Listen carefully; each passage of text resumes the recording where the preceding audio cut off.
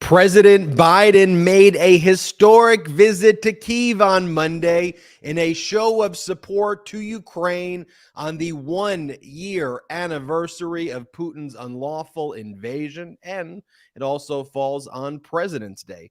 The trip marks the first time a United States president has visited Ukraine since 2008, and the first time a sitting American president has entered a war zone with no active United States military present. This visit and its symbolism made a major statement regarding the strength of America, our support of our allies, and how weak Vladimir Putin and his puppets are, both here and in Russia, which is why MAGA Republicans reacted in the way we have sadly come to expect from this cult of treasonous traitors. Yes, MAGA Republican leader Marjorie Taylor Greene, that's who she is. She is a MAGA Republican leader. She led Putin's propaganda campaign on the home front here in the United States, calling for secession by red states, calling President Biden a fool while he was in a war zone and on President's Day, and demanding President Biden be impeached, which was then echoed by all of the MAGA trolls who are masquerading as political leaders right now in our country.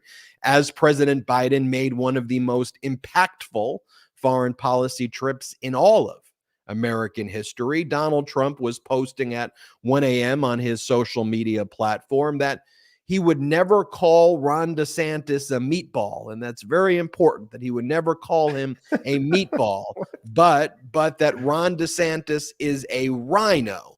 And so is Paul Ryan is a rhino. And Fox is very disappointed in all of this. That's what, yes, Donald Trump is talking about. Donald Trump also stepped out at Mar-a-Lago today to greet some of his cult followers and had more armed security than Biden did in Ukraine. Those two images are so striking. And speaking of Fox, the Fox files were released in a 100-page plus filing by Dominion's attorneys in Dominion's $1.6 billion defamation lawsuit against Fox. This filing was partially unsealed, and that trial set to take place in April. So we can all now read for ourselves the text messages, emails, and under oath deposition transcript portions of Fox executives, all the way up to Rupert Murdoch and the top hosts of Fox, like message after message showing that these top executives and Fox hosts like Tucker Carlson and Sean Hannity and Laura Ingraham called Trump's election conspiracies and his supporters completely false and fucking lunatics and crazy. That's what they actually called these people. But they said, look, we got to make sure to platform and promote these lies because we don't want to lose our ratings to Newsmax. Our stock price is too important to us. Screw democracy, right? The reason is the ultimate treason. So how does MAGA Republican Kevin McCarthy, the weakest Speaker of the House in American history, respond to the Fox files? Well, today, MAGA extremist and insurrectionist herself, Marjorie Taylor Greene, and Donald Trump Jr. announced that Kevin McCarthy has now handed over 41,000 hours of video footage from inside the Capitol building from January 6th, exclusively to Tucker Carlson and Tucker Carlson's producers, and to no one else, not to the public, to traitor Tucker Carlson. I mean, we're talking about treason in plain sight. The United States Capitol Police and the Department of Justice specifically requested that all footage not be released since it would reveal the strategic locations in the Capitol, like safe rooms and security cameras, that if in the hands of the wrong people, future insurrectionists could use to plot their coup. That is why, however, the MAGA Republican insurrectionists in Congress had it turned over directly to Tucker Carlson, one of Putin's puppets, because they are all still engaging in this insurrection and they're aiding and abetting Vladimir Putin's work here in the United States. Speaking of which, let's turn to Michigan, where the Michigan GOP has been utterly destroyed by MAGA. It's embarrassing. And it's kind of scary. It is financially ruined. They can't pay staff. They have no paid staff because they spent all their money on like trips to Mar-a-Lago and Trump hotels. I'm not making that up. And this weekend, they elected Christina Camara, an election denier, conspiracy theorist who is so far down the QAnon rabbit hole, it's hard to believe the stuff we're going to talk about is real.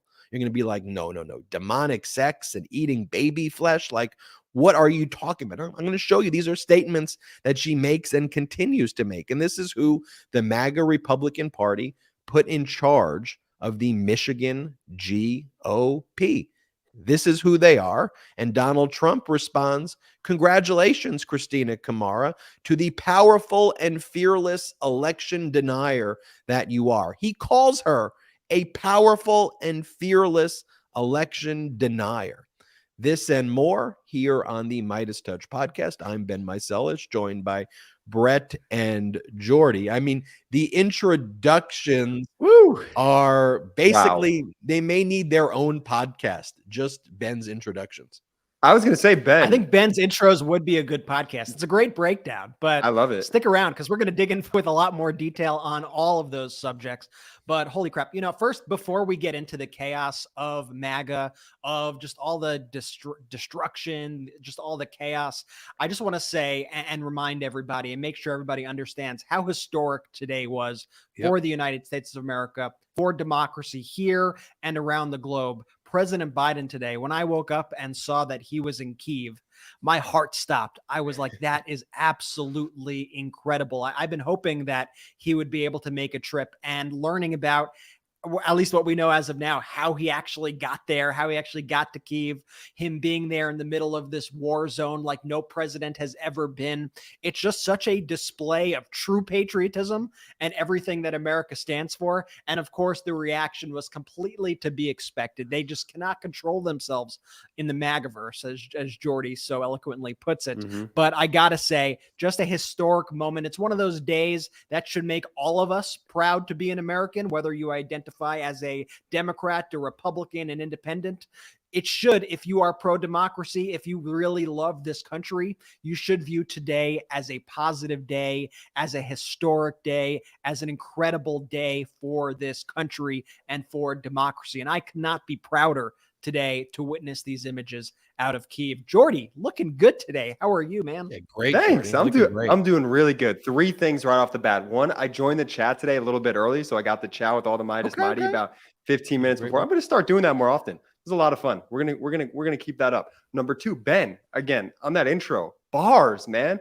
I think you said there the reason is the ultimate treason at one point. I thought you were just gonna go full Muhammad Ali and just start rhyming things left and right. That was beautiful. And Brett, 3, Biden. You know what the streets have been calling him? Big balls Biden. That's what I've heard. That's what I've heard, man. The dude with a Kyiv, the little lunatic. I love it. What? Wow. I got to say, honestly, just watching Biden on a daily basis, like watching, just seeing his schedule, seeing the travel he does, seeing all the things that he has to do. Being president is a really hard, tiring job. Like, it's not everybody is cut out for this gig. Like, when I learned that I have to like go out to lunch with somebody, I'm like, oh, I'm like, oh, I got to leave the house. Ugh. And Biden's like going to Poland, taking 10-hour train rides to Kyiv, meeting with Zelensky, flying back to Warsaw. As Jordy says it, man.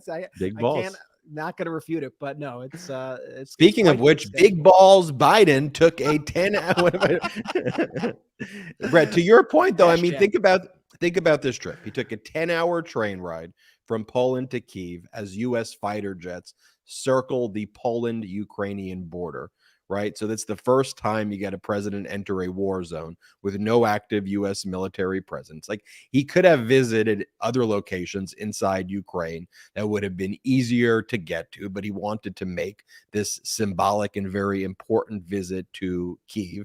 And Russia knew that Biden was coming. So what they did is they launched a fighter jet so that they could set off the air raid alarms as Biden would visit Kyiv, so that mostly all people would say, Biden, don't go. They have jets overhead. And they did. So not only was he in a war zone with no United States military present at the time, but Russia had sent their own fighter pilots over Ukraine.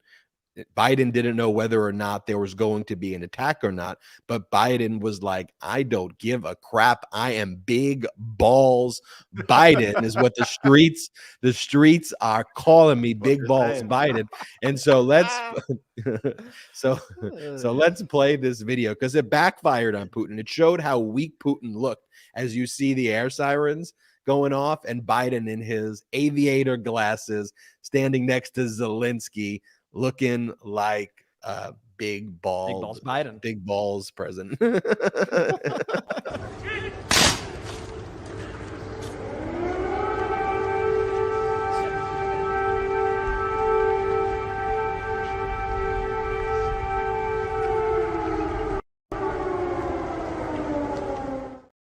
That's the wall of remembrance right there behind him, where individuals who lost their lives courageously fighting for Ukraine are remembered on that wall. That was the first place that they went to. And Biden's speech there was incredible. I mean, he talked about how 1 year ago, the world was literally at the time bracing for the fall of Kyiv. But here we are. Let's play this video.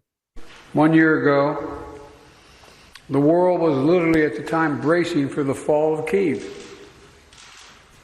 Seems like a lot longer ago than a year, but think back to that year. Perhaps even the end of Ukraine. You know, 1 year later, Kyiv stands, and Ukraine stands. Democracy stands. The Americans stands with you, and the world stands with you. Here, President Biden talks about how Putin's war of conquest is failing. Play the video. We mourn alongside the families of those who've been lost to the brutal and unjust war. We know that there'll be very difficult days and weeks and years ahead. But Russia's aim was to wipe Ukraine off the map. Putin's war of conquest is failing. Russia's military has lost half its territory it once occupied. Young, talented Russians are fleeing by the tens of thousands, not wanting to come back to Russia. Not just fleeing from the military, fleeing from Russia itself, because they see no future in their country. Russia's economy is now a backwater, isolated and struggling. Putin thought Ukraine was weak and the West was divided. As you know, Mr. President, I said to you in the beginning, he's counting on us not sticking together. He was counting on the inability to keep NATO united. He was counting on us not to be able to bring in others on the side of Ukraine. He thought he could outlast us. I don't think he's thinking that right now. God knows what he's thinking, but I don't think he's thinking that. But he's just been plain wrong. And I want you to think about that. I mean, President Biden out there just calling out Putin, basically calling him an idiot, calling him out as the enemy. What'd you say? If Biden's the BBB, as we have discussed on this show, Putin's the PAB, just like Trump. And so I'm just going to put it there, and the audience knows what I'm talking about. Okay, we're gonna get the show back on its rails.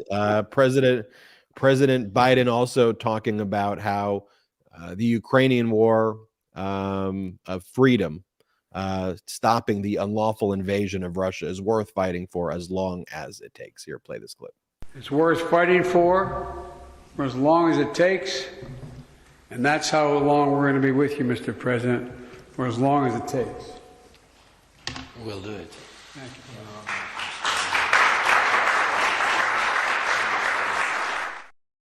you. The White House announced a new $460 million weapons package for Ukraine. And according to President Biden, additional announcements of support will be expected soon. Let's also show this other image, though, of Biden and Zelensky in front of the St. Michael's Golden Domed Cathedral. What a powerful image right there of strength. I mean, Brett, did you say, what did we put out on Twitter, that looks like the album cover of like a rap album, or like no, it looks like the world's dopest mixtape album cover on the planet. What we got to come up with a cool name for it. Like, I don't know what the name would be. Maybe it's just BBB and Zelensky or something. Love it. But you know, we'll workshop that. But no, I mean, it really is though, just like such a badass display. I mean, it's a hugely symbolic display, but it also has real world effects on the entire region and honestly on the entire world.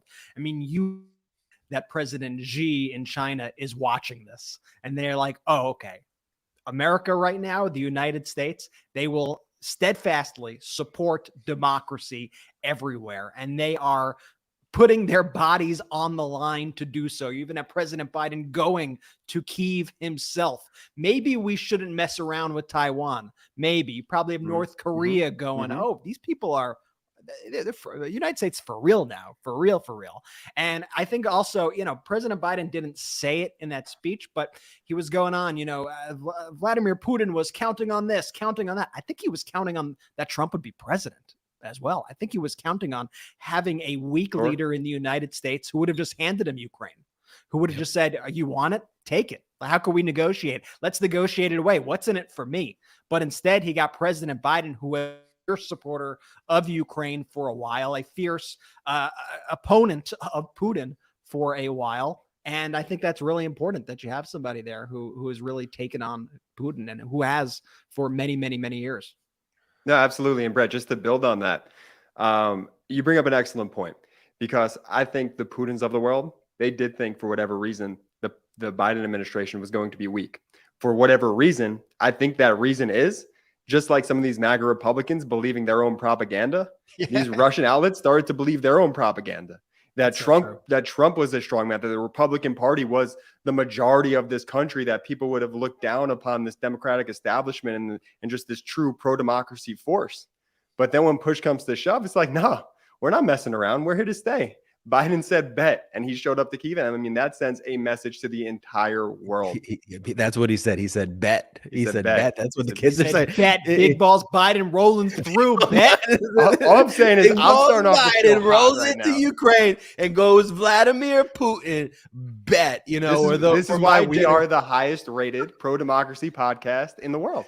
Yeah, Biden's like, we bussing or what? We bussing? Do I need to make a TikTok video right now? You know, boom. Ben just hit a sweet TikTok move right now for the listeners. It was truly incredible. I mean, think about it. When Donald Trump would do surprise trips, Trump would do surprise trips to meet dictators like Kim Jong-un. Wow. That's who Donald Trump made surprise trips to visit. But look at the image there, Brett. To that point, like Kim Jong, like of those two, Kim Jong-un is like bet, not Kim Donald Jong-un Trump. For sure. Kim Jong-un thought he was bussing here because he got the president of the United States out to North Korea for what? To uplift him, to make him look like a world leader. I mean, it's so shameful. Just no preconditions, just go, just for Donald Trump's ego. It's really, truly, truly sickening to think about. And Donald Trump, who was too afraid to even go to the to go to the grave of our veterans because it was raining and it might wet his hair.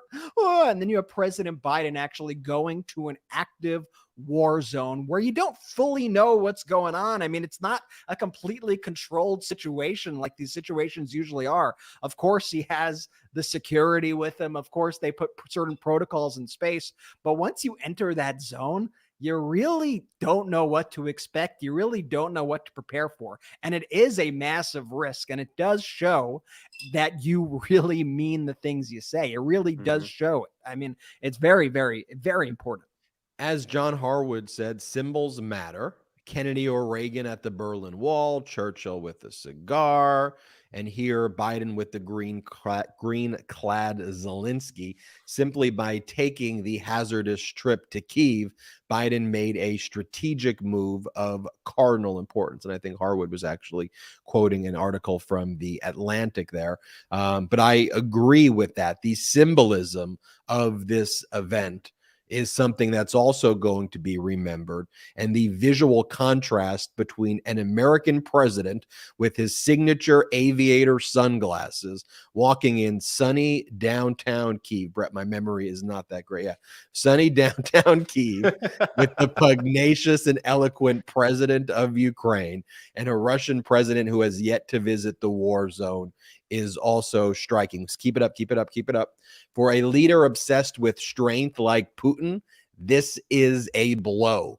His own people will quietly or openly ask, why could we not prevent this? And the answer, unstated, will have to be because we were afraid. How greatly worded is that from the Atlantic? But of course, the response today from the MAGA Republicans and from the MAGA Republican trolls online.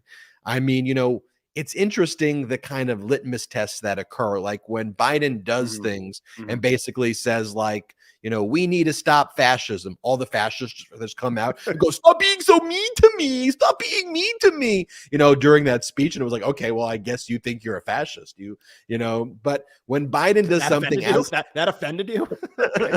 Yeah. Insurrectionists are bad. They are not political prisoners. They attacked our Capitol on January 6th. And then you get all of the MAGA insurrectionists, all these MAGA Republican leaders in the House of Representatives basically saying, oh, Biden's attacking half of the country. He's attacking us. Why?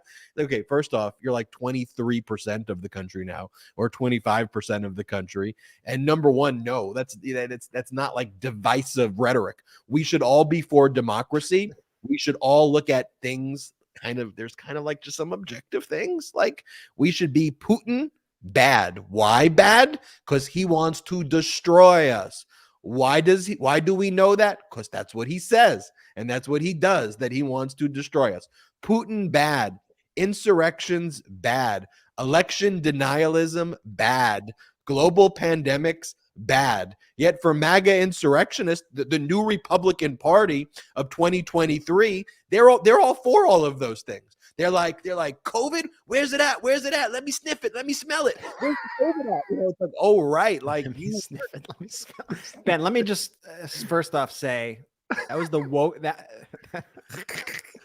was the wokest. That was so woke that ran. So woke, being anti-insurrection, wanting to. Dude, that is so. First off, so woke, so disgustingly woke.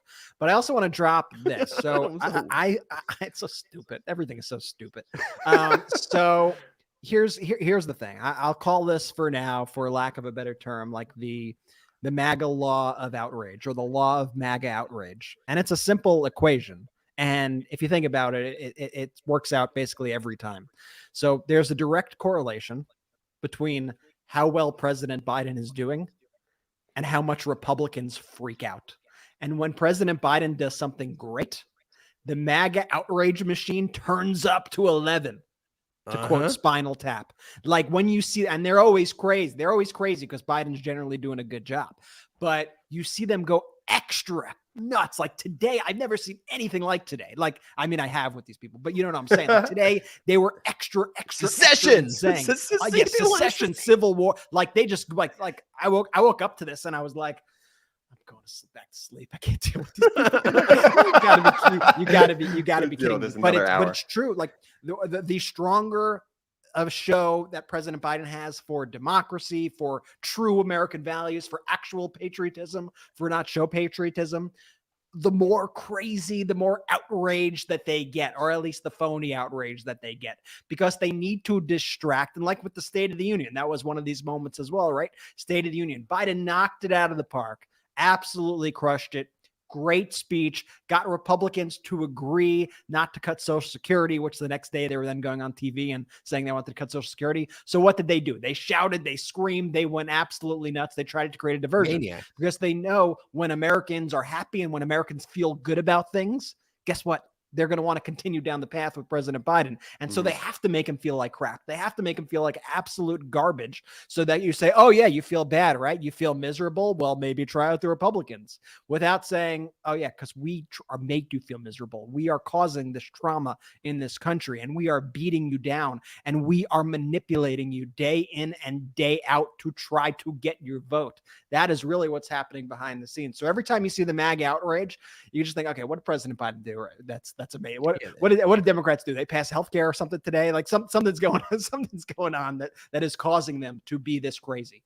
Exactly. And no, exactly. And to Ben's favorite phrase on the show, their stupidity is cyclical, Brett. I think we all just need to start buying into that line there, because what you just described is exactly what I mean by that sentiment. Is in 2016, 2017, 2018, when they would do this fake outrage machine, that would work. Like, people would get confused by that. But now we're to this point where we know their playbook. We know when they're going to be outraged. We know what they're going to be fake outraged about. We know what culture wars they're going to start to invoke, whether it be with the M&Ms or the Sims or this and that. As long as we continue to put our head downs and do the work for the American people, I mean, the proof is in the pudding, as they say. Okay, Jordy, you're too young for this, but people of my generation will remember Nintendo, and the game was Mike Tyson boxing. And so when you did Mike Tyson boxing, the opponent so the way it would work is all you would see is like your gloves. You wouldn't even know, but you'd be like fighting all of these people. Like a first person. All of the people you would fight, though, would have like some weird, like glaring vulnerability that you had to find. Like, they would basically, like, all of a sudden after like 4 punches, they would like leave their face. So you'd have to like block, and then you would have to go for a punch. Or like their weakness was like their belly. So you had to expose what their weakness. So you had to expose what their weakness is. And the MAGA Republicans are such a bunch of traitors, but also such a bunch of idiots, that they're so exposed in terms of what their weakness is. And in the past, the large media networks would see it, and they would see all the treasonous traitor stuff. And rather than just be like, hey, you've got this glaring issue, they'd be like, oh, they're conservative. Oh, look at what this conservative is doing. And it's like, what are you what are they conserving? You're literally calling for secession. You are not conservative. You are not fiscally conservative because you destroy the economy. That's not fiscal conservatism. And then finally, media networks like ours have come along, and we're not even political. And we are just like, hello. Does everybody see this? Like bet, as Jordy says, bet they're traitors. Like, that's a fascist. They're just doing Putin. Like, are we, and that's why, Brett, we started. Yeah. This show's going in all sorts of directions. This is how nicknames stick around in Myself's family. You say something once, the brothers will forever say bet in context of me saying things from now on. Bet. Big bet Jordy. Big cyclical bet Jordy. And we also got Mike Tyson Punch Out was the name of the game for those wondering and needing a blast from the past. A lot of people commenting, it's Punch Out. You know what? Part of me tries to think and he might be like, obviously this isn't the main reason why Biden does any of these things, but like, do you think that President Biden he has to know he's baiting these people, right? Like how Hillary Clinton said when she was running, like, you could bait Donald Trump with a tweet and that's dangerous. President Biden's got to know on some level that when he speaks out in support of democracy, that he is baiting the MAGAs to then come out against democracy or come out in support of Putin or whatever it is, because it's only natural, because Jordy, it's cyclical. So you have President Biden do that. He gets the reaction, that phony outrage from people like Marjorie Taylor Greene or Paul Gosar or Charlie Kirk or Matt Gaetz. Meanwhile, you have 70+% of the country who agrees with Biden, who supports democracy, who actually supports these American values. And he highlights the absolute craziness of that 25 to 30% in America who comes out and exposes themselves every single time. It's really easy to bait these people. And part of me is like, I think he's also doing that in addition to obviously the larger efforts that are out there. These people get baited pretty easily. Yeah, it's funny what triggers them too. And their whole thing is like, oh, you look at the lib. Is the lib being triggered? Look at the lib. And it's like, I'm not being triggered. I mean, when you invade the United States Capitol building, I'm like, don't do that, okay? Like, that's a violation of the law. It's not like you're triggering me. It's like y'all led an insurrection, and when you call for secession, it's not like, oh man, I'm just so woke that I'm like anti-secession. Like, I believe our union is something that should be kept together. Like, I believe, like, when you take an oath to uphold the Constitution, and this is such a woke concept by me, that like your oath to preserve and protect and defend the Constitution means something. But Brett, but talking about them being triggered, like, let's just look at, like, this is President Biden. Biden does this.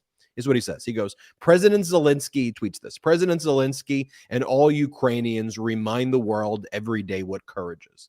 They remind us that freedom is priceless and worth fighting for as long as it takes, right? Pretty just normal statement. Like, that's what we want presidents to say. So in response to that, Marjorie Taylor Greene goes, impeach Biden, or give us a national divorce.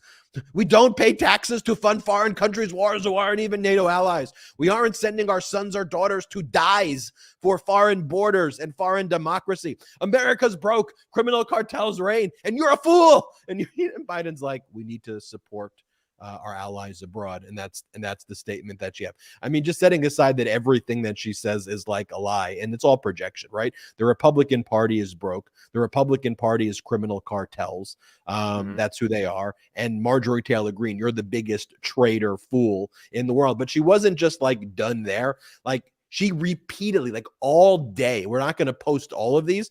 All she did is like back to back statements. Like, okay, it's like, okay, you nut. Like, what are you doing? Like that's why we need a national divorce. We need a national divorce, she says. We need to separate by red states and blue states and shrink the federal government. Everyone I talk to says this. Maybe because you have a small circle of traitorous friends. Maybe that's why. From the sick and disgusting woke culture issues shoved down our throats to the Democrats' traitorous America Last policies. We are done. We are done. Woke. Oh my God. All I'm trying to do is like, we want better jobs here. Higher paying jobs for Americans. We want to bring infrastructure here and pass infrastructure bills. We want to lower the cost of healthcare. We want to lower the cost of prescription drug prices. We want to make sure women have control over their bodies, away from these sicko MAGA Republicans who want to you know what I have to say about that? Woke. Stop the woke. We need to stop the woke. Pronouns. Dr. Seuss. Dr. Seuss. Dr. Seuss on the end. The Dr. Seuss on the end is really the cherry on top. And Brett, to your point about what you were saying, that, okay, I don't think Biden is doing it because of this reason. But if you look at his State of the Union and how masterfully he played that moment and put the Republicans just on blast, they put themselves on blast. They made themselves look like ass in front of the entire country. All he does is just continue to, show look like ass. Is that what he said? Can you just relax? Let me just say my statements I prepared for tonight's show. You prepared that one? That was the line. They made themselves look like ass. I literally have it typed up right here. I'll take a screenshot of it. I love that those are your notes. Now I'm all messed up in the head. I'm you made them look like ass. So if you were up to ass, if you take that principle of just these MAGA Republicans self-imploding on themselves, they'll just continue to do it over and over and over again. And what we've seen, and I'll draw it back from the midterms again, there was no red wave because these MAGA Republicans continue to just cry about the weirdest things. And ultimately, the voters at the polls know that this woke, not like, how sick is just the average American of hearing a Ron DeSantis or a Marjorie Taylor Greene going in front of a crowd and saying woke this and woke that. No, motherfucker, I want to know if my Social Security is going to be there tomorrow. I want to know if I'm going to have health care. Was motherfucker in the script as well? That was an ad lib. That was good. Good ad lib. Thank you. I mean, I also want to emphasize, first off, like, Marge realizes that she lives in a blue state now. Yes. Like Georgia has gone blue in the last 4 statewide federal elections. Like, where's Marjorie going to move to? Where are you going to move to, Marge? Because you live in blue Georgia now. I hate to break it to Russia, Brett. She's going to move to Russia.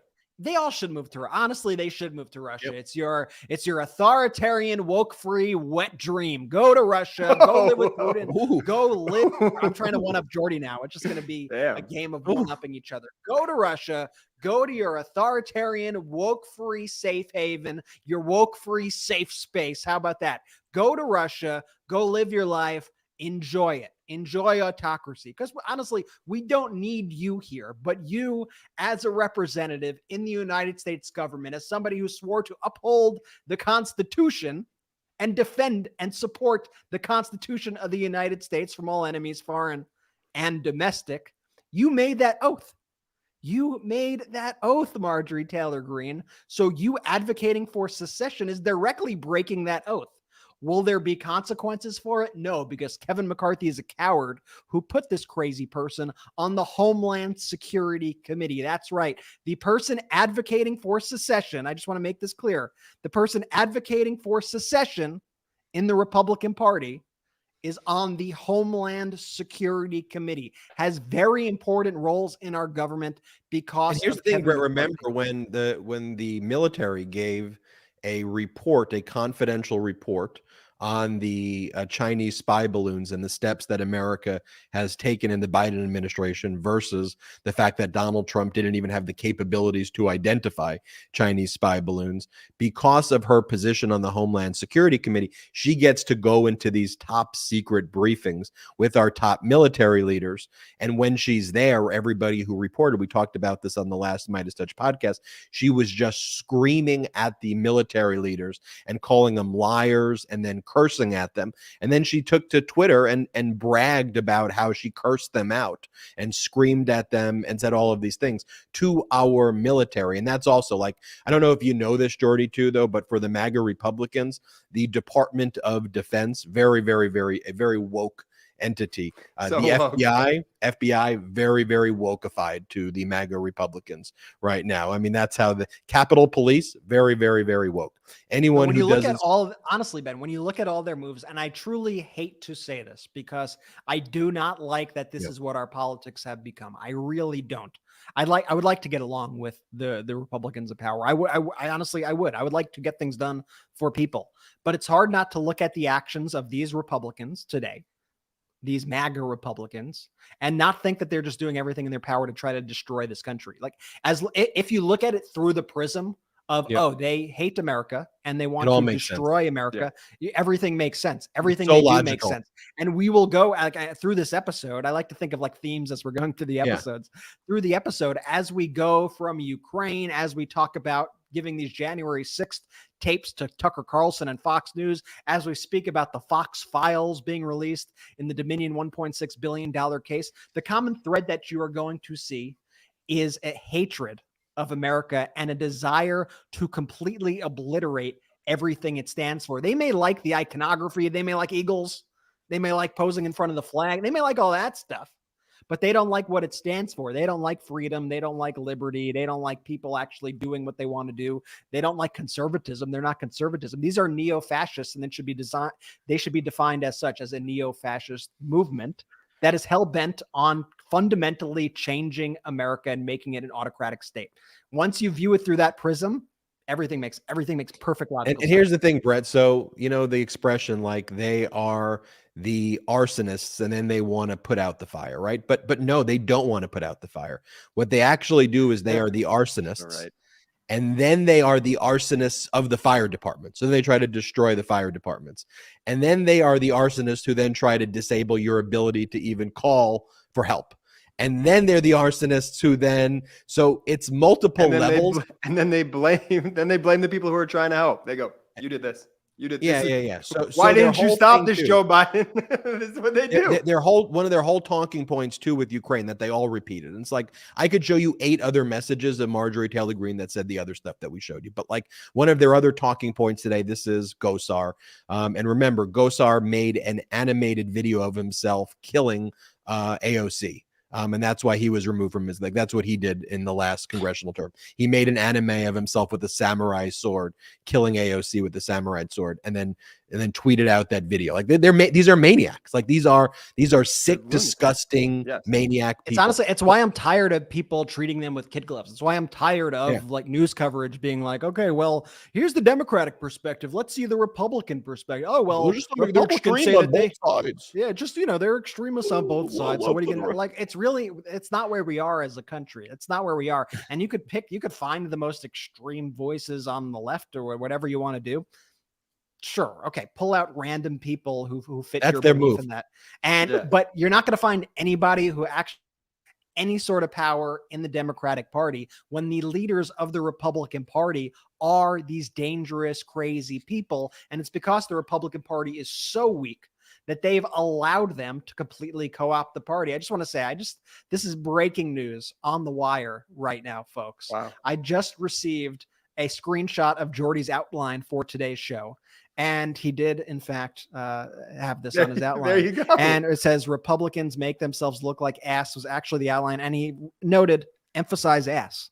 So I like that it was. I really like wanted that to it was stick premeditated. the landing there, and I think I did. I like that it was premeditated. There you have it. But Brett, to your point, there are two things. One, they pick like when the libs of TikTok or whatever they call it, they'll find somebody who's like some random college student who I don't even know if they're a Democrat. I don't know if they're liberal. I don't even know who they are. And no one knows who they are. And they'll find a video footage and go, look at what the leftists are doing. I'm like, I don't know who is this person. Like this person's not reflective of anything that, Marjorie Taylor Greene is the leader of their party. Donald Trump is the leader of their party. They elect people like Kamara, who we're going to show you in a bit. These are the leaders who run their party, the ones who are empowered to make decisions. And we're going to go through this on this episode. But one last point though that I want to make, and this is the point that the MAGA Republicans have made today as well. And the point that they make is Biden's in Ukraine and he's not in East Palestine, Ohio. Even though immediately Biden called Mike DeWine, the governor of Ohio, and said, what can we do? Whatever you have, we'll give you complete resources in Palestine. We'll give you complete resources. Anything that you want, it is yours. And Mike DeWine, the governor of Ohio, didn't pick up the phone and said, I don't need anything right now. So he said, I don't need anything. And then they blame Biden. They're like, you're not giving the resources. And Biden's like, I'll give you all of the resources. What are you talking about? And they're like, well, he's not in Palestine, Ohio right now. Why isn't he there? Why isn't he there? So that's one of their things that they've all, and then they blame it on Pete Buttigieg. And they're like, and they make it like an anti-gay thing too, that like, because Pete Buttigieg was on paternity leave, that therefore this somehow relates to them not being not able on paternity to leave now, that he once took paternity leave. That he once did, but that they have to figure out a way to be discriminatory about it as well. And it's like, what are you talking about? We passed an infrastructure bill to try to address these exact precise problems that's being implemented. The very essence of what was created in Palestine, Ohio in the first place was because Trump rolled back the regulations on brakes from trains carrying toxic substances that was put in place in the Obama administration. This was precisely what the Republicans, that's why I say they're the arsonists. They removed the regulations that would have stopped this. Then their Republican governor refused to address it and wanted to kind of cover it up. And then they go, look, it's the Democrats. It's the Democrats. It's Pete Buttigieg because he took paternity leave last year. And it's like, no, what are you talking? And the media, the large media networks don't push back on it at all. Yeah, they strip away necessary government regulation. They strip away any sort of safety requirements that there are. They put forward their dangerous policies that they are warned that they are dangerous policies. Something inevitably goes wrong because those policies were in place for a reason. And then they blame the Democrats. They go, this is an example of Democratic leadership. It's like, dude, Ohio has a Republican governor, a Republican-controlled Senate, a Republican-controlled House.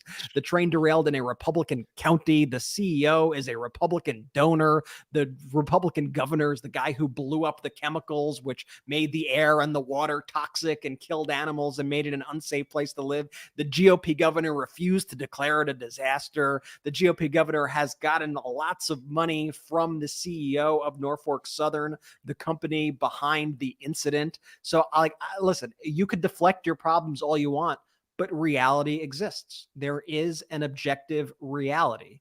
And I bet we do see President Biden there in the coming days when he's back next week, later this week. Like, he will for sure probably go there. But guess what? We are currently providing FEMA aid right now to that area.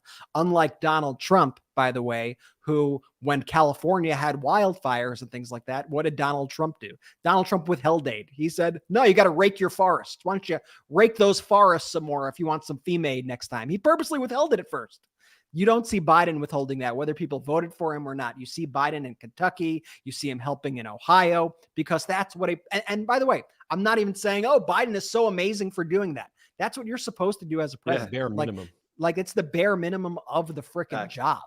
And for them to just try to take every situation where there's a problem and try to use it as some sort of attack against Democrats or Bidens or the left or whatever they want to do, it's just disgusting. And it's not actually helping the people. This political posturing, it's not actually helping the people who actually need help out there. It's just a disgrace.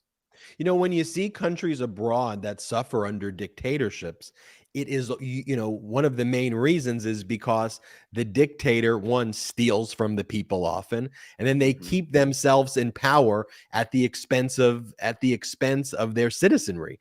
So when you look at like what's going on in Abbott's Texas, where they can't even keep the lights on, like you can't perform the most threshold basic function of government. You know, when you look at DeSantis's Florida, where like they can't even provide like home insurance to people, you know, and the rent there is so incredibly high that it's pricing people out from even living there, and then they're attacking their businesses. You know, it is suffering over there. And then they use the propaganda, because some propaganda tactics work. We're the free state, the woke this, they're trying to take away this, because they instill that fear in the propaganda. But we cut through that propaganda here on the Midas Touch Network. We have a lot to talk about on the show. We got to talk about the release of all of these Fox text messages and emails, Fox files, Dominion filing. Yes, the Fox files. We got to talk about the new chair of the Michigan Republican Party. Ben, you need to break that down for me, because that story is wild.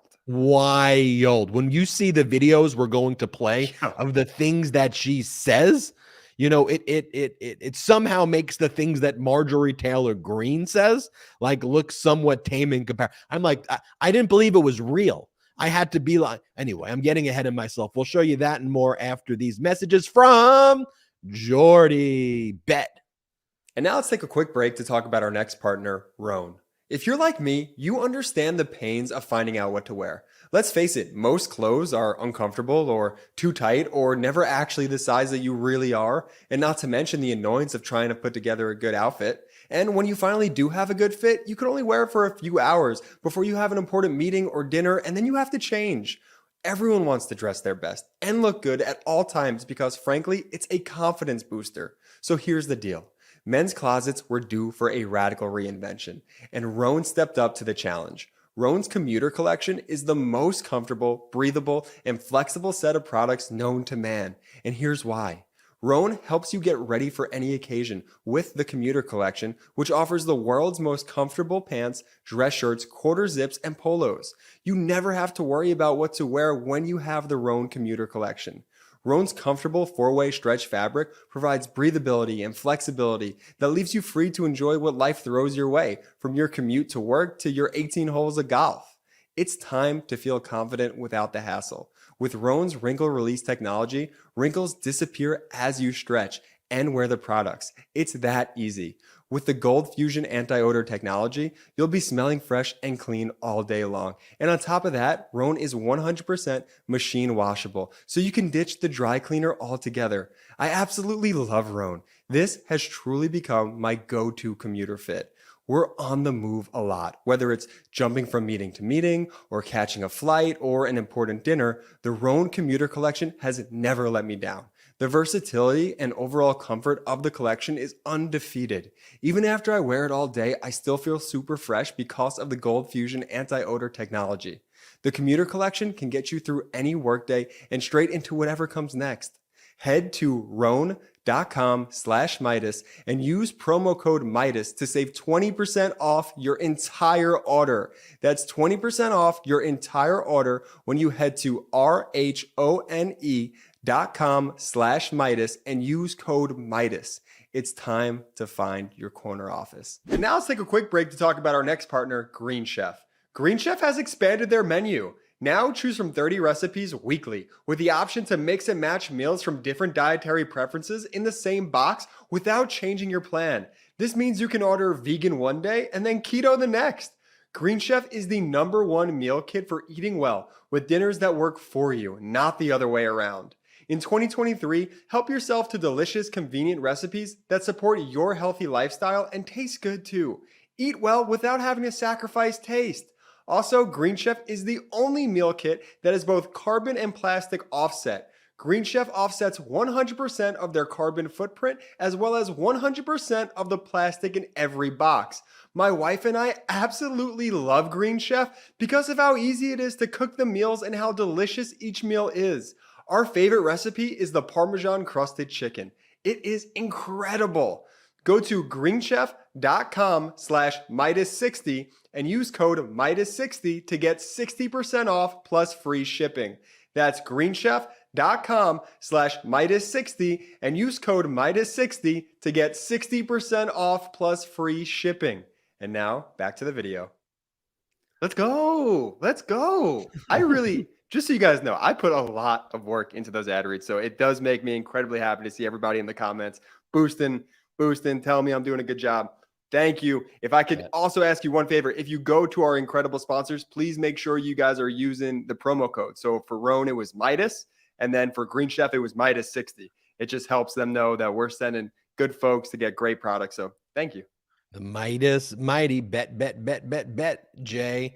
All right, let's talk about what's going on with the this motion that was filed by Dominion in the $1.6 billion defamation lawsuit against Fox. And so this is set to go to trial in April. So it's going to trial soon. Dominion filed what's called a motion for summary judgment, basically asking the judge, hey, we don't even need to go to trial on liability. We think we've got all the evidence here that no jury would find that Fox was protected in any way. All of the facts here support our defamation, and there is no defense that Fox has. So court, just find in our favor. And here's why. And then they go and they list a lot of these messages. And so what the motion does incredibly well is, first, it shows that Fox and its hosts and its execs and all the way up to the top to Murdoch recognized early on that everything Trump was saying was a lie, and that everybody in Trump's inner circle was batshit crazy. And they used terms like, these people are fucking crazy. Like, that's what they said. I can curse because that's literally, I mean, you got Hannity saying these people are fucking lunatics. These people are crazy. These people are absolutely lying. Sidney Powell's lying. It's, you know, and so they all of Fox is saying this. But then what they recognize, though, is that we're losing audience. And so Tucker, right around November 7th, starts texting like, do the executives understand how much credibility and trust we've lost with our audience? We're playing with fire for real. An alternative like Newsmax could be devastating to us. And then Tucker then talks about later, this is in January 26th of 2021, what Trump's good at is destroying things. He's the undisputed world champion of that. He could easily destroy us if we play it wrong. And so you have this, and then later in the filing, Tucker talks about the stock price of Fox. There is a reporter who does fact checks and says that all of these lies are false. And then this Fox reporter put out the fact check. And so this is, So let's pull this right here. So one of the things that Tucker Carlson told Hannity is to get this Fox reporter, Jackie Heinrich, fired. because she was fact checking a tweet by Trump that spread the Dominion conspiracy theories. She correctly fact checked the tweet, pointing out that top election infrastructure officials say there's no evidence of this. So she was doing her job. But then Tucker and then Hannity say, look, please get her fired. Seriously, what the fuck? I'm actually shocked. It needs to stop immediately, like tonight. It's measurably hurting the company. The stock price is down. Not a joke. Wow. And then Tucker and Hannity talk about how they then reach out to Suzanne, and Suzanne is the CEO of Fox, and Mead is the head of their political, like one of the other top executives, to basically get rid of her and to shut her down from truth, to spread the lies. And then Fox ends up being fine with that, and they promote all of the lies because there was this concerted plan. Like, it is actually in writing. We have the text showing what they did. Jordy. And as a lawyer, does she have a suit against Fox after this has come out? Can she now file her own suit is one of my questions. And then one of my other questions for you is, how hard is it for a lawyer to find texts like these? Like, how much research really goes into all of this, right? You subpoena the phones, you subpoena the text messages, but then they have to go in and actually read through everything that was happening. And people are on their phones 24/7. So when you're doing a suit like this or in the realm of this, what type of legwork goes into it? A massive amount. And Dominion's work here was like A+.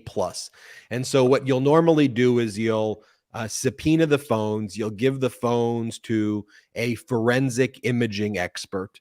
They will then download all of the messages. You'll usually agree to time periods. So the good thing that Dominion had, though, is that they don't need text messages from 2019. Right. So they probably set a time frame from X days leading up to the election through X days in 2021. So you're probably talking about a 180-day, maybe a little longer time period that they set the dates for. Still, you'll get a lot of text messages. And then one of the things that you'll also do, though, is you then have your custodians, who in the world of electronically stored information, or ESI, refers to people like who control the phone. So a custodian would be Tucker, a custodian would be Hannity, a custodian would be Ingram. And then one of the things you can do to try to narrow it down is use search terms. And so anytime they use the word election or fraud or you could set search terms, which to kind of further narrow it down. But undoubtedly what Dominion had, though, was they probably had a team of like 10 to 15 associates, as well as they probably hired consultants who just do electronic discovery review, go through every message every day. And this is one of the things that law firms charge a lot of money for, because they'll be billing out their young associates, their first, second year associates, $400 an hour. And all they do as a young associate, so you graduate from a top law school, you work at one of these firms, you spend your whole day going through emails and text messages and preparing reports to the mid-level associates, who do it to the junior partners, who do it to the partners. And you see, that's the whole process that exists there. There's a whole industry of electronically stored information and how you run search terms against it and how you do electronic discovery. So that's a great question. Does Jackie Heinrich, does she have a lawsuit against Fox? Potentially. I don't know the circumstances of it. I think she's since left, and she works at another network now. She probably has an arbitration provision in her agreement that would force that to be arbitrated. If I had to bet, she probably has already taken a severance, and not an insignificant severance. So I bet you they probably paid her 3 to 4 times her annual salary to kind of silence her. Even if they silence her, she still would have to testify if she's subpoenaed, but she can't voluntarily go out there and tell her story about what took place. So that's my overall analysis to those two very good questions, Jay. Very good questions. And I think I really recommend everybody read the report, because the report is incredibly damning and eye-opening and honestly like a page turner. It really is. It's really, really, really well done. And if you don't want to read it yourself, the alternative is Ben did an excellent breakdown on our YouTube channel where Ben practically read the entire report. And we also released it as a bonus podcast over the weekend, which you could hear on our podcast feed. Really, really recommend you watch or listen, because there's so much more detail to it all that we're not going to be able to go through on this pod. But I think one of the things that was very interesting to me is that if you were a true believer, if you were somebody who actually believed the election was stolen and was a complete kook, on the whole, they tried to get rid of you. They like Jeanine Pirro, they got rid of her show. Like Lou Dobbs, they got rid of his show. Like if you were a real believer and weren't playing a game, they didn't want you. On the flip side, if you were an honest reporter who called them out and said, actually, there was no fraud. Actually, there's no data that suggests that. Actually, Joe Biden won the election. Also, they tried to squeeze you out. But if you were in that middle where you were playing the game, intentionally manipulating, where you were intentionally manipulating people like Hannity, like Murdoch, like Tucker Carlson, you were not only not fired, affected, whatever, but you were elevated to the top of that Fox lineup. Laura Ingraham, those are the people who were actually elevated through the ranks in Fox through this process. The people who knew that they were bullshitting their audience, the people who knew that they were flat out lying, and the level of disdain that they have for their audience. And the way they describe it is interesting. They go, we need to respect our audience. We need to respect their audience by feeding them false information, which was one of the interesting things that you see throughout this. And one of the interesting things that I thought in reading this was how fragile that Fox actually is. Like they have built themselves this house of cards where they have lied to their viewers for decades and decades and decades. But now it's like, who is controlling who? It's the tail wagging the dog here. You have the actual Fox audience out there who is dictating the Fox content. Truth be damned. Which is not how a news organization is supposed to work.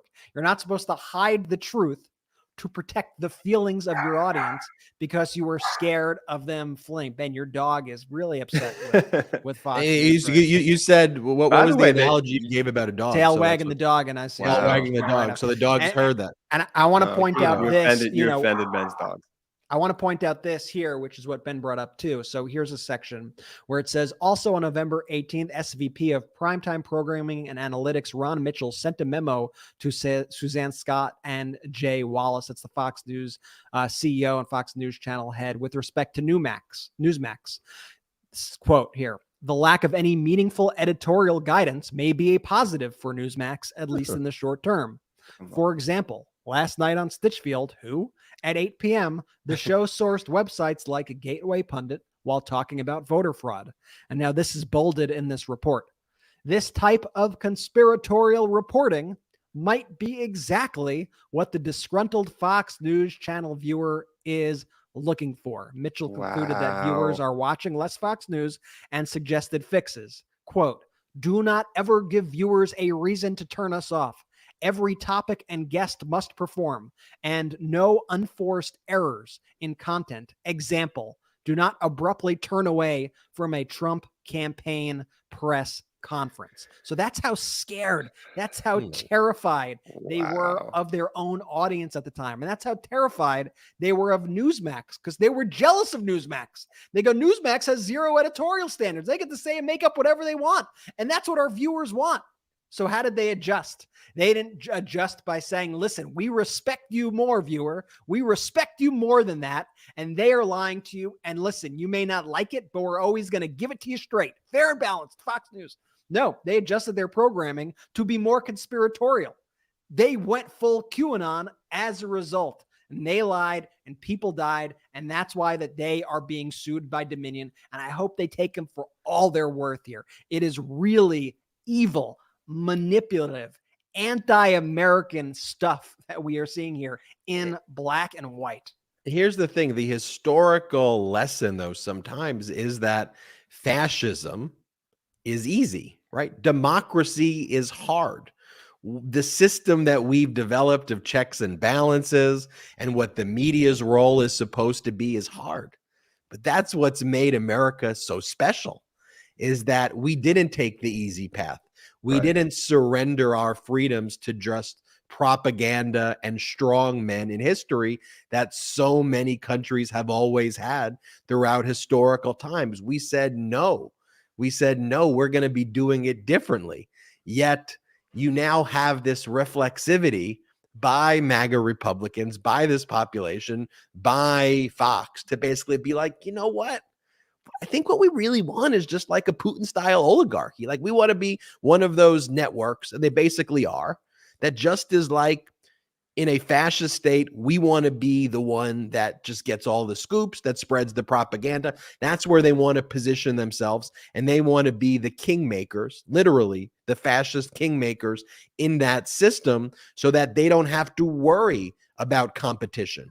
And I remember it so vividly when all this was going on, and like, we knew, like, look, like, you could tell that they were terrified of losing their viewers to Fox, to Newsmax, and to OAN, and so to see it in writing, to see the communications between all the executives, between the hosts. And by the way, it seems like Tucker Carlson really kind of controls the network too, and like has a lot of power there. And we also got to remember, and this is not from this report, but Chris Steyerwalt, the guy who correctly called Arizona for Biden, who was let go by Fox right after for making the correct call. And for all of Fox's craziness and inaccuracies and slanted reporting, they actually had a decent data department that people actually trusted and relied upon. And they got rid of the one guy there who told the truth. Of course, if you go back now and you look at quotes that Rupert Murdoch gave to news outlets when they asked, which was pretty obvious at the time. So you fired him for correctly calling the election for Biden, right? I mean, that's what it is. And you had Rupert Murdoch just deny, no, we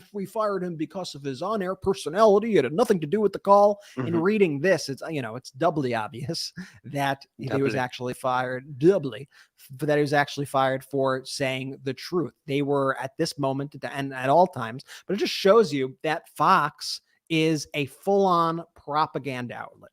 They are 0% news. Any of their actual news coverage, if you want to even call it that, if you want to pinpoint one show or one person or whatever, it's all cover for the propaganda.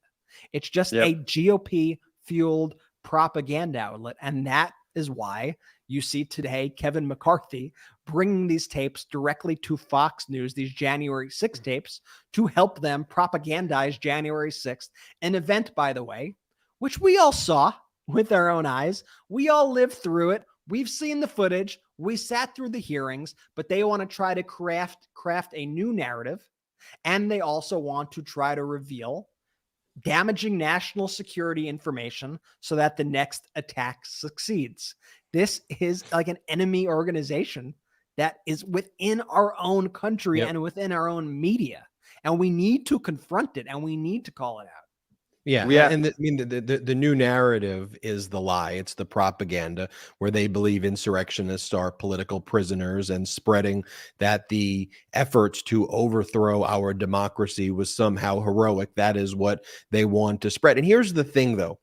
When it comes to Kevin McCarthy turning over 41,000 hours of Capitol surveillance footage, what I want to be clear about is that everybody wants transparency. We want transparency in the pro-democracy side. The January 6th committee actually would like to release all of the footage as well. The issue with releasing all of the Capitol surveillance footage is actually listening to what law enforcement was saying and listening to what the Department of Justice was saying. That's why it wasn't all released, not because they were trying to hide these tapes or whatever. Like, again, to your point, Brett, we saw what happened. But for example, over the summer, United States Capitol Police Officer, the chief, Sean Gallagher, said in a court affidavit from July that his department continues to consider any interior footage of the U.S. Capitol to be highly sensitive information, and that access to it should be strictly limited. This is from the New Republic, which also points out that releasing the footage could reveal strategic locations in the Capitol, such as safe rooms and security cameras. It could also help give people, for example, it doesn't say this in the New Republic, this is me saying this, future insurrectionists, a better sense of the building's layout. thus jeopardizing Capitol security. And the Justice Department has also argued that releasing all of the footage could reveal sensitive information pertaining to the cases of people arrested in connection to the insurrection. So this isn't about not releasing the footage or trying to keep things secret. It's about national security. Okay. But then to me, if you're like Kevin McCarthy and you go, okay, well, I want to release it all. I believe everybody should have it. I don't care what the Capitol Police say. I don't care what the Department of Justice say. If you were an honest arbiter of the situation, then why not create a public portal to then have all the 41,000 hours released, or make it public the same way the January 6th committee conducted their hearings in public, the same way the January 6th committee didn't release excerpts of depositions. They provided all of the depositions of all of the people, mind you, who were mostly all Republican. Mostly every person who testified before the January 6th committee publicly and most privately, but by the way, whose depositions were released, are people who Trump appointed and people in Trump's inner circle. That's where the testimony was what came from. I know now the MAGA Republicans like to call them rhinos, or these are uniparty rhinos, unicorn, rhinoceros, Democrat. I mean, whatever the ridiculous thing is that they. Well, Ben, but they call he's taken a cue from this whole Twitter files dump that, Elon Musk did and Matt Taibbi and Barry Weiss did, and which is, let's take something, let's selectively pull out things that sound salacious or look, off or look, salacious that really aren't at all. And let's pump those up as some sort of controversy and then hide all the damning evidence against us, which you didn't see in any of those BS Twitter files that really just showed a company that was basically trying to do its best in the face of lots of misinformation being spread on the platform, lots of dangerous rhetoric being spread on the platform, and giving every inch possible to right-wingers to spread that information and giving them multiple warnings, even more than the actual changing their own rules to appease them. Their own rules to appease them. You're going to see that same sort of behavior from a Tucker Carlson. I mean, and how fitting of them to announce this, that they are handing this all to Tucker Carlson the week that we see in writing that Fox, and obviously we all knew it, this isn't a surprise, that Fox is just a propaganda arm of the Republican Party. So what do you think Tucker Carlson is going to do? Do you think he's going to show police officers being hit over the head with flagpoles? Do you think he's going to show police officers being sprayed in the eyes and being blinded by people holding Trump flags? No, I don't think he's going to show that. They're going to show the exact footage, the way they manipulated footage in Georgia to defame the election workers who were there, and to say exactly what Giuliani did. They show like a portion of it, and they're like, you see, that's how they were bringing in, those were the mules. And it's like even Bill Barr and all of Trump's appointed United States attorneys go, no, you literally manipulated that footage. You did not show the end of the footage. That's just how they store the votes in these secure boxes. You just completely lied and manipulated the footage. Brett, that's exactly why that's exactly why you go to Tucker Carlson, and exclusively, by the way. Right. No other outlet has it. They didn't give it to anybody else. The Republicans made a deal directly with by the way, it's public information. Like, just think about these fascistic tactics. Exclusive with Tucker Carlson, that only Tucker gets it. Someone who's now definitively been proven to be basically a Russian asset, a propagandist trying to destroy our country. And frankly, if he is a Russian asset, then it's like it almost makes more sense. It's like you did this. I mean, I guess doing it for money makes legally. Like, you destroyed our country because you weren't rich enough. Like, you're already rich, and you destroyed our country because you wanted an extra private. That's who they picked. And by the way, then they brag about it. Marjorie Taylor, how'd the news break? Marjorie Taylor Greene and Don Trump Jr. talked about it. Marjorie Taylor Greene goes, for all of you that doubted we would release the tapes, here you go. I'm very happy to be right again in my support of Kevin McCarthy as our speaker. Americans deserve to see the truth, not a one-sided narrative and unfair two-tier justice system. And then the other one, she's like, we are releasing the What'd you say? I said the projection. Holy, America deserved to see the truth, not a one-sided narrative. Like, Yeah. I give mean, me these a are just freaking break. going You're back to it. lunatics. You're going back to we are releasing the January 6 tapes, and not one single lying grifter on social media had anything to do with it. I told you we would all along. Stop listening to the losers who claim they know what's going on because of their sources while they beg you for donations. They don't know anything and hurt the America First movement just as bad as the uniparty rhinos do. Get ready for the truth, J6, because the videotapes are coming. And then Donald Trump Jr., 100% accurate. This has been in the works for weeks. It's taken some time. It's because those that held it for the last few years were pretty reluctant to let it out, and we all know why. That's why I just go back. It's like you got to call these people. And just these pause are for a second. despicable. You traitors. have Marjorie Taylor Greene working with Donald Trump Jr., which means she's working with Donald Trump as well. Right. Working with Tucker Carlson to coordinate the release of January 6 tapes to try to lie and gaslight the public about an event that we all saw, about a horrific attack by domestic terrorists led by Donald Trump against our country. And that's what they're trying to cover up here. I mean, just think about that. Think about just Marjorie Taylor Greene working with Donald Trump Jr. on anything involving our government in the first place. That Jay, right before there, you make your great point, what are you wearing over your neck? What is that? Is that part of your Yeah. shirt? Yeah, I got a sweater. It's a sweater. Oh, it's a sweater. Got it. Yeah. Relax, Okay. man. Really, you come in hot tonight. I'm just trying to No, do the no, show it's not as coming best hot. as can. It looked like I'm telling you, it looked coming in like a hot. jump rope. Looked like a jump rope to me. A few things. but- One, the Fox files are crazy important just because of just the historical context of this all, right? We all know right now at this moment in time, Fox News, total propaganda arm. I want our great grandkids to know just how much of a total propaganda arm Fox News and the Fox Corporation is and was to the American people. Terrifying situation. Then you look at what's going on here with Marjorie Taylor Greene and Brett, to your point, we saw what happened. Every American citizen saw what happened on January 6th. What they're celebrating now is that they could create some sort of conspiratorial documentary produced by Fox, the ultimate propaganda arm, to lie to the American people about things that we've already seen. So then all of these right-wing lunatics and these anti-American people who claim to be America first, but they hate America, can start to use these as talking points in their arguments and bring it up in congressional hearings. It's going to be an absolute nightmare. The silver lining in all of this, though, is just the timing of which all of this has happened. The Fox files come out, right? That's in context. We see their text messages. That is from courts. We see exactly what they wrote about how they lied to their viewers, about how they thought their viewers were stupid, how they were going to get away with all of this. We see that. And now we see Kevin McCarthy doing some shady backdoor deal with Tucker Carlson's people to produce this conspiratorial documentary about what happened on January 6th. So at least the way that things are framing up, Fox files drop. Now we can all know for sure, not that we didn't before, but now we have the context and it in writing, just what complete jerks, jagoffs these Fox corporations are. Listen, I just need to say, and Fox isn't going to stop unless they are destroyed. Yeah. They need. I will say it. I don't care. Fox needs to be completely destroyed.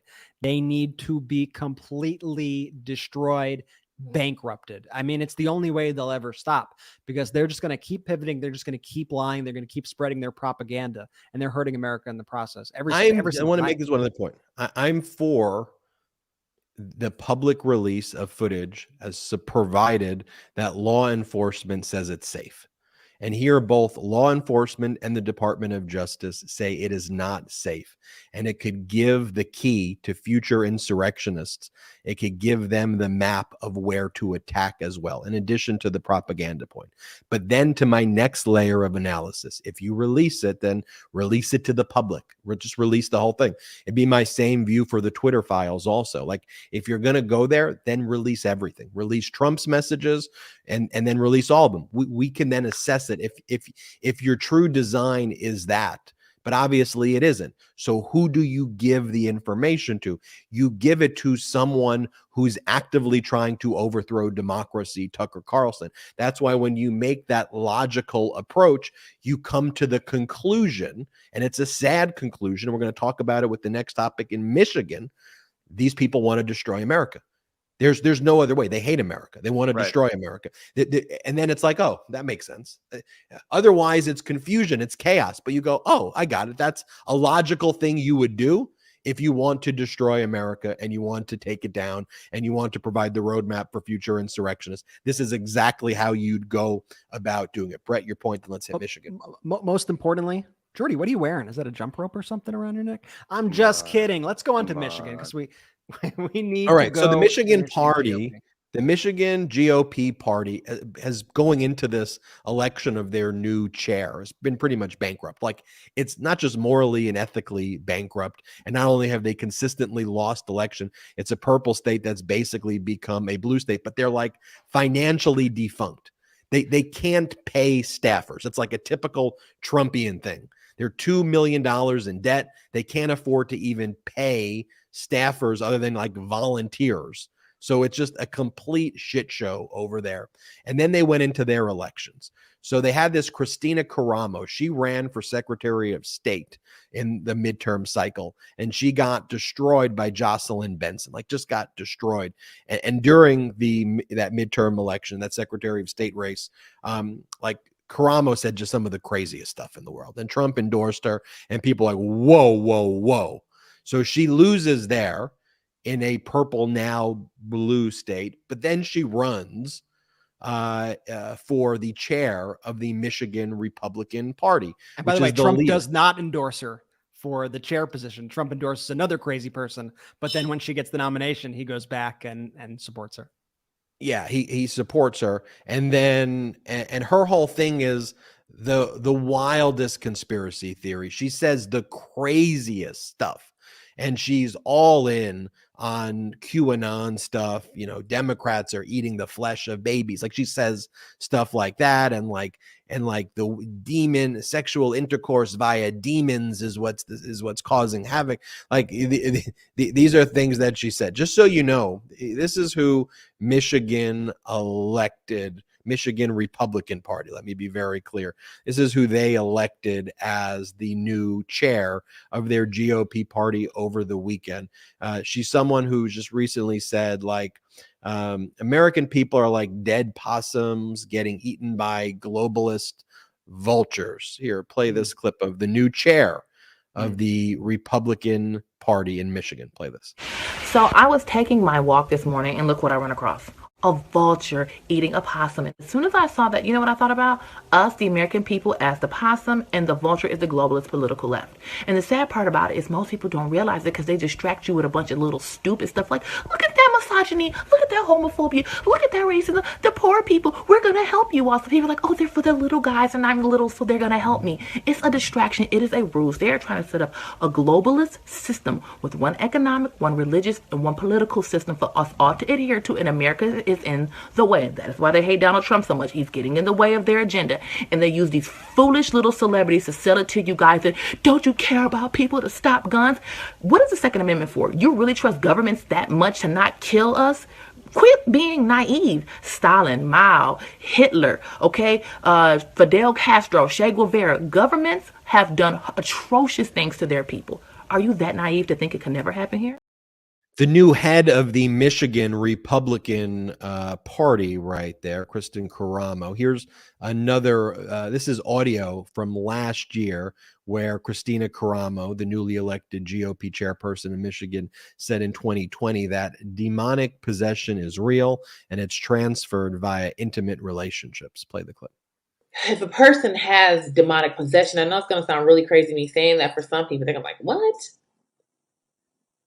But having intimate relationships with people who are demonically possessed or oppressed, I strongly believe that a person opens themselves up to possession. Demonic possession is real.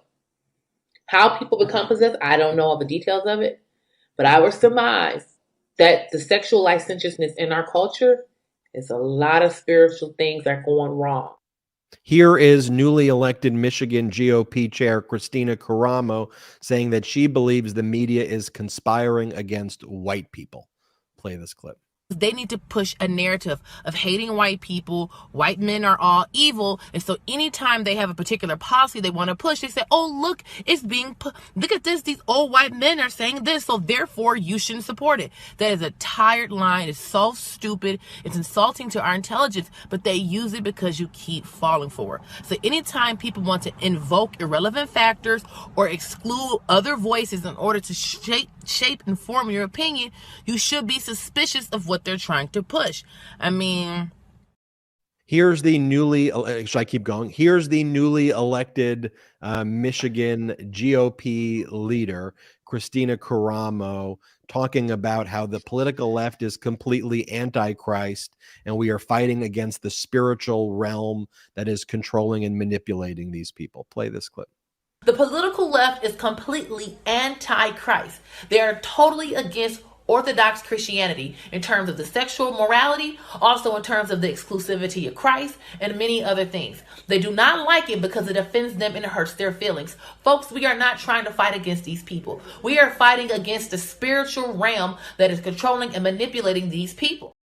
So that is who the Michigan Republican Party elected as their chair. And you remember, like, Kelly Ward is the Arizona GOP chair. We don't have the video. I love the video though, where she goes, "We are ultra mega. We are the orange mafia. Who here is the orange mafia?" And that was in the speech.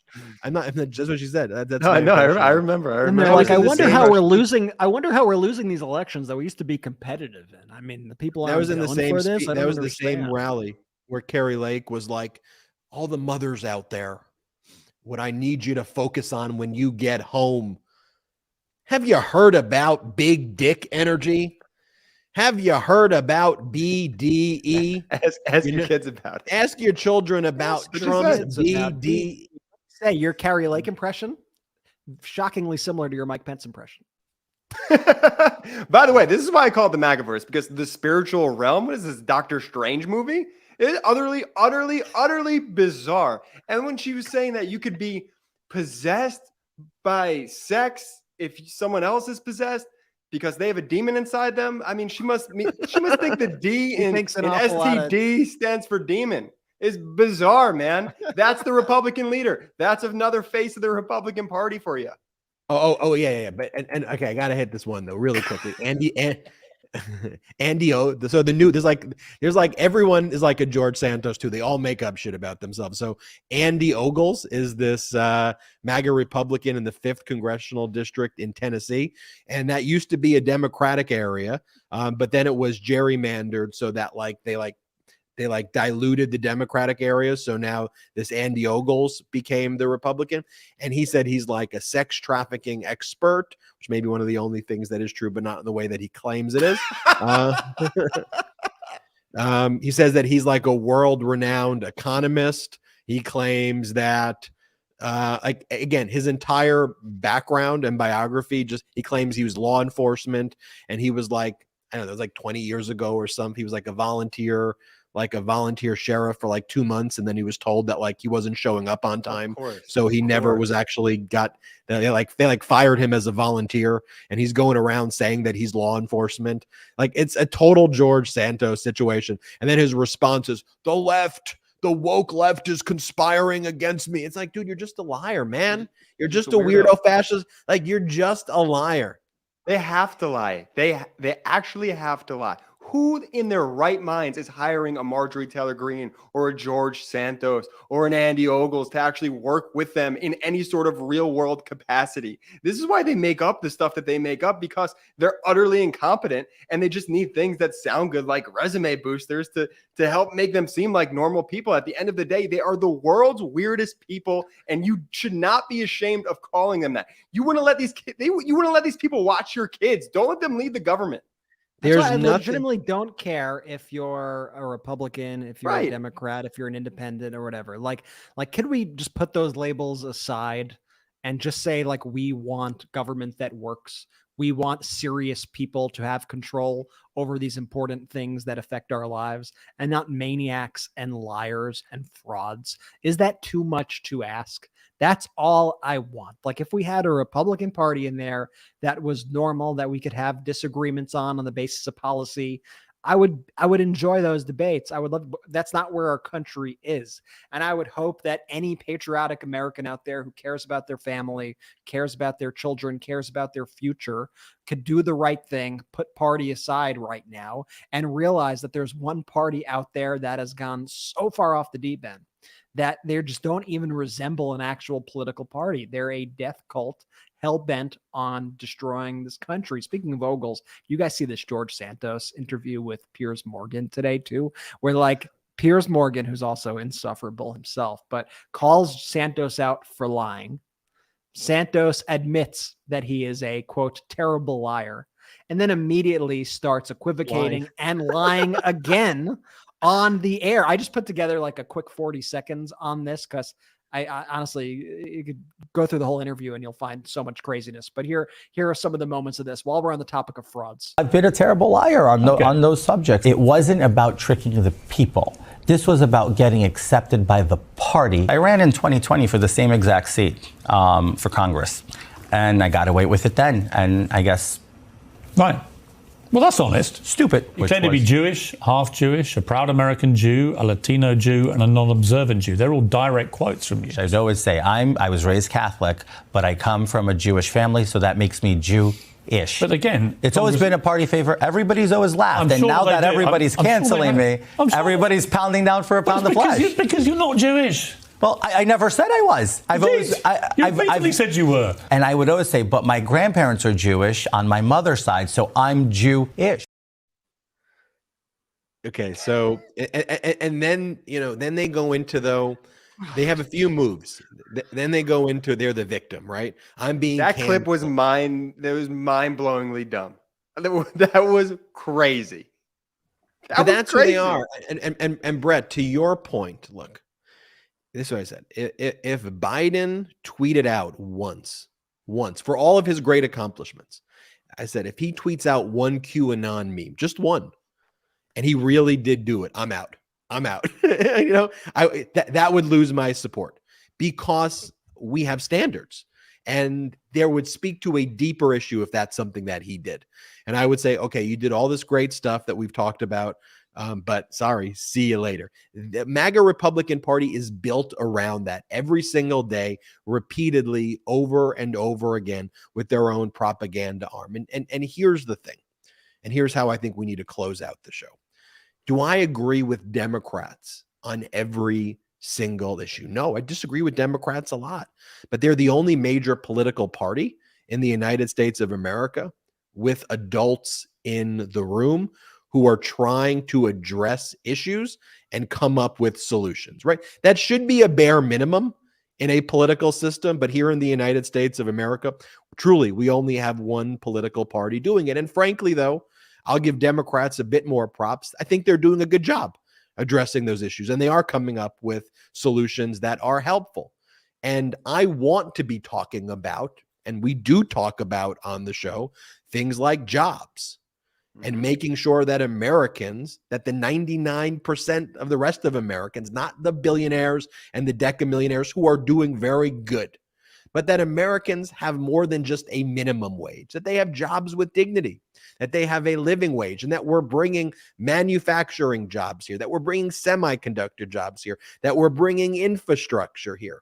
I want to make sure that we're reducing the price of prescription drugs, that we're making medications and life-saving care accessible and affordable to all Americans. That's what I want to make sure that we do here. I want to make sure that women can control their own bodies, that Americans can love and get married to who they love without big Republican MAGA government injecting their hate and discrimination into the process. I want to make sure that when we send our kids to schools, that they're safe. I believe in the Second Amendment. I believe that there's a right to bear arms. I just believe when we're talking about weapons of war like AR-15s, that the same type of training that's required in the military, where there's actual training books, should also be applied to the 18-year-old or the 21-year-old or whoever who wants to get an AR-15 and get ammunition and get these weapons of war, that we need to keep it away from students and schools, and there needs to be common sense reform in terms of how we address situations like that. I think that's reasonable. 70% of Americans think that that is absolutely reasonable. We've had here on the Midas Touch podcast, for example, Secretary of State Fontes in Arizona, who was a marksman instructor in the military, who showed us the handbook of the training required to use the military equivalent of the AR-15. And he goes, this is what we teach the military. Why would we be giving 18-year-olds, 19-year-olds, 20-year-olds, 21-year-olds who can't even get credit cards? Like, why are we giving this? That makes absolutely no sense. And we want to address these issues and solve them and take them seriously. And we want to take seriously foreign policy and support our allies. It's not funny. It's not owning the libs when I see a former president taking photos with people like Kim Jong-un and saying that he romantically loves them or whatever the stuff that comes. Like, that's really bad stuff. That's really bad stuff. And so what we do here on the Midas Touch podcast and on the Midas Touch network, though, is we call it out in simple terms. We call out traitors, traitors. We call out fascists, fascists. And we talk to the American people, I think, the way that large media networks have failed to do. But we've got to fill that niche together collectively. And this is a true community in the truest sense of that this is built from you, from the ground up. I'm so honored and humbled to be a messenger within this community, but this is your community. This is what unapologetically pro-democracy content looks like. And we've got to call it out. We got to show the contrast of leadership versus treason. And that's what we do each and every day on the Midas Touch Network. So one way, if you want to support the growth of this independent media network, we're not funded by any outside investors. So it's a strange business model that we have in that sense, because we turn down all the outside investors. So if you want to help support the growth of this network, one way you can do it, and no pressure if you can't, go to patreon.com/MidasTouch. That's where we have paid memberships with lots of great exclusive content and first looks. And we're going to have a Zoom at the end of this month as well, where you can meet me and Brett and Jordy again, like we did last month. We answer all of your questions. So join now so you can make that next one that we're going to do. Patreon.com/MidasTouch. That's one of the ways you can help grow this independent media platform. You can also check out store.MidasTouch.com for the best pro-democracy Midas Touch gear. Everything is 100% made in the US and 100% union made. We wouldn't do it any other way. Usually, sometimes copying is a form of flattery, but not when they make our merchandise, not union made and not here in the United States. So if you're going to get the Midas gear, get it at store.MidasTouch.com. It may be slightly more expensive than some of the knockoffs out there, but it is made here in the US and it is made by unions. And also, one of the ways you can help this network too is for all those watching on the YouTube. Subscribe to the YouTube channel right now. Make sure you're subscribed, but also make sure you subscribe to our audio as well. So search on wherever you get your podcast, the Midas Touch podcast, subscribe there. Leave a 5-star review there. If you want to play it for a few minutes or even play it again for the second time, do that there. That helps us with the algorithm in the rankings there. And we're usually in the top 50 or top 100, but help us stay there. And one of the ways you can do that is by subscribing to our audio. So search, whether that's Spotify, whether that's Apple, whether it's Google, whether it's any of the other podcast services that you get it from. Search Midas Touch Podcast and make sure you subscribe there. And you could also subscribe to the legal podcast I do with Michael Popak called Legal AF, or the one I do with Michael Cohen called Political Beatdown. We have one called The Weekend Show that we do with Anthony Davis, which is great. We got Majority 54 that's now on the network as well, which is great. You could check that out. Politics Girl, so much more. Check all of that out. And then also you can subscribe to the Talking Feds on YouTube. We've partnered over there to help his YouTube channel grow.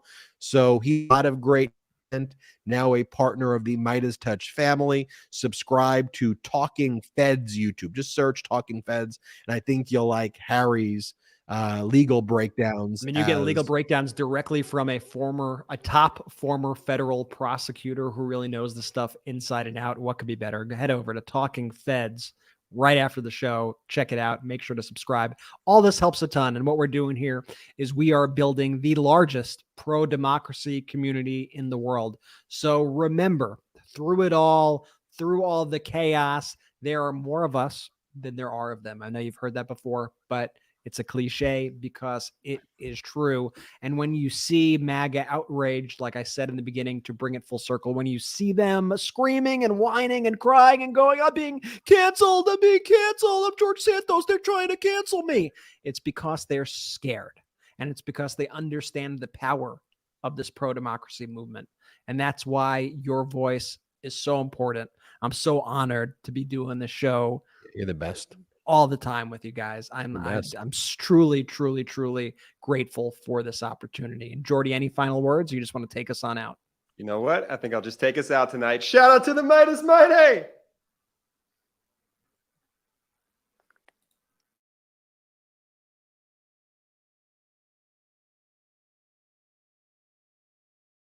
The best part of waking up? MAGA tears in my cup. Check out the new MAGA Tears mug, available now at store.midastouch.com. That's store.midastouch.com. It's 100% union made right here in the USA. I know I'm not tired of winning yet. How about you? Get yours today.